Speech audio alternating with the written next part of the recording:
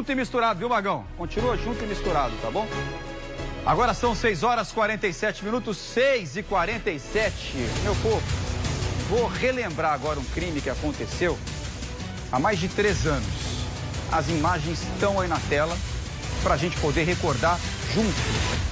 No dia 12 de dezembro de 2018, o jovem Fausto Targino, que na época tinha apenas 25 anos, foi para uma pizzaria onde ia rolar, gente, uma confraternização com colegas de trabalho. Ele chegou mais cedo, de moto, com um amigo e ficou ali, ó, conversando, esperando a turma chegar.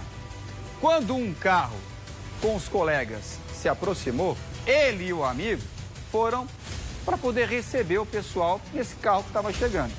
O problema é que essa movimentação fez com que eles fossem confundidos com bandidos por um policial que estava ali no local. E este policial atirou contra os jovens. Um dos disparos acertou as costas de Fausto. Ele foi socorrido, mas infelizmente não resistiu. Hoje acontece a primeira audiência desse caso. Vamos ao vivo aqui com o Oscar Xavier, que vai trazer mais detalhes dessa história e também detalhes dessa primeira audiência, que depois de pouco mais de 3 anos acontece, né, Oscar? Fala, meu amigo.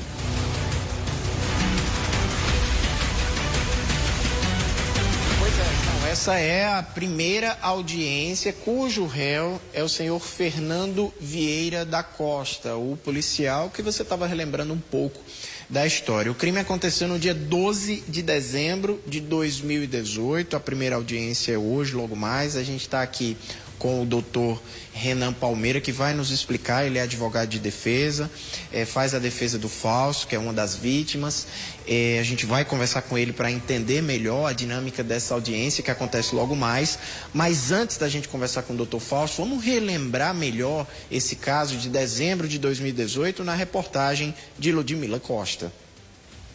É só entrar na casa de Ana Paula para ver bem na sala os porta-retratos com as fotos do filho Fausto. Há 3 anos e meio, são com essas recordações que ela mata um pouquinho da saudade que sente. Ele era tudo na minha vida. Sempre morou comigo e era a minha vida, era ele. Está sendo muito difícil. Sinto muita falta dele, a filha dele, todo mundo sente muita falta dele. Ela mantém vivo na memória o dia que recebeu a notícia que mudaria para sempre a vida de toda a família. Eu estava sentada no sofá assistindo televisão quando chegou a namorada dele, dizendo que no hospital tinham ligado para pedindo o documento dele, porque ele tinha sido baleado na pizzaria. Aí eu peguei o documento dele, chamei a prima dele, foi comigo. Aí quando chegou no hospital, fui levar na recepção o documento, aí já não me deixaram ir para lá. Fui para a sala que estava com conselho tutelar. Aí me levaram para lá, os pessoal conversaram comigo, disseram que tinha um que foi a óbito e o outro estava na sala de cirurgia. Aí queria que eu reconhecesse, queria que eu fosse reconhecer o corpo para saber se era o meu filho que estava morto ou se era o que estava na sala de cirurgia. Aí quando ela falou isso, não tive mais reação para nada. Aí não tive condições de reconhecer o corpo.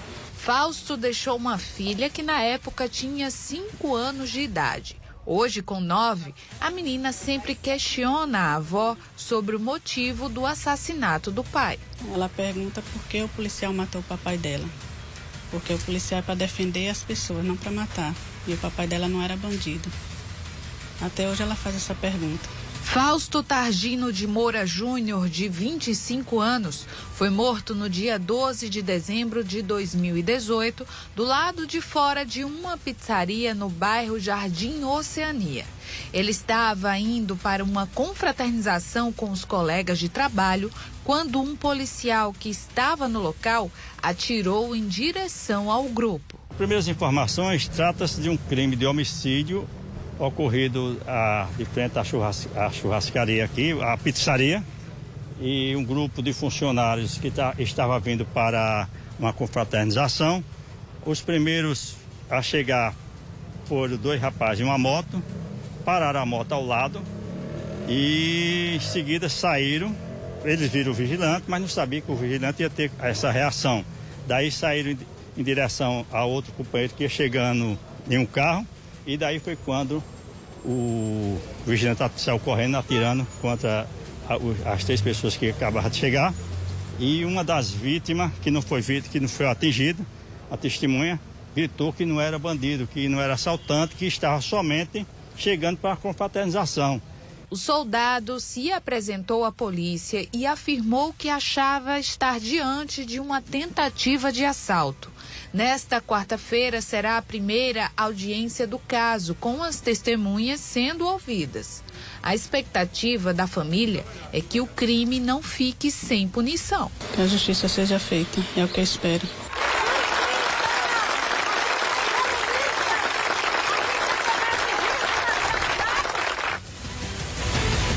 Tá aí, portanto, relembrando a história desse crime que na época chocou tanto, né? A morte do Fausto. Agora sim a gente conversa com o doutor Renan Palmeira, que é advogado criminalista, assistente de acusação nesse caso.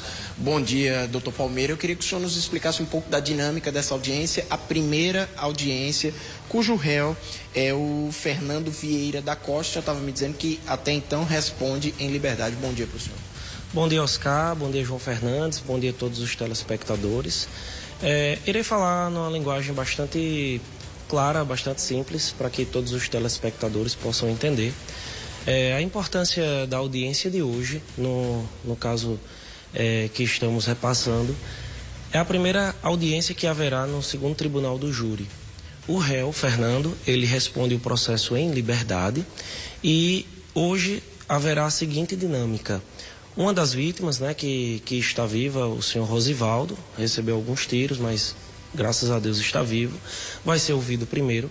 Depois as testemunhas que foram arroladas pela acusação e depois as testemunhas que foram arroladas pela defesa. E por fim, quem será ouvido será o próprio réu. Para que nesta dinâmica, ao final, o juiz não vai condenar ou absolver o réu. Ele vai pronunciá-lo ou impronunciá-lo.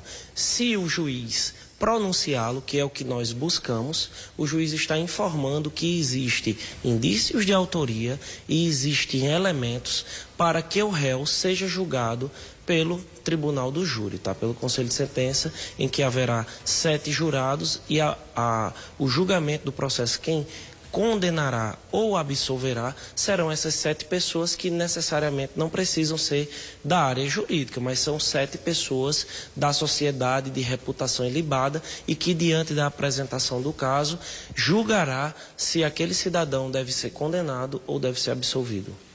Muito bem, doutor Palmeira. Então, reforçando, portanto, essa primeira audiência de hoje basicamente decide se o Fernando Vieira da Costa vai a júri popular ou não.